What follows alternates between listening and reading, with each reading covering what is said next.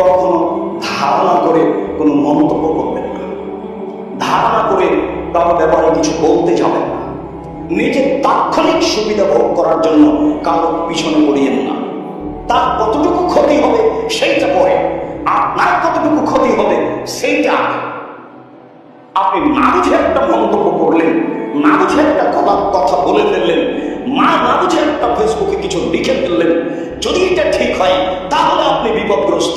সেটা যদি বদনাম হয় তাহলে তা বাঁচা যাবে না, তার হাতে ক্ষমা ছাড়া বিচারের মাঠে আর ক্ষমা হবে না।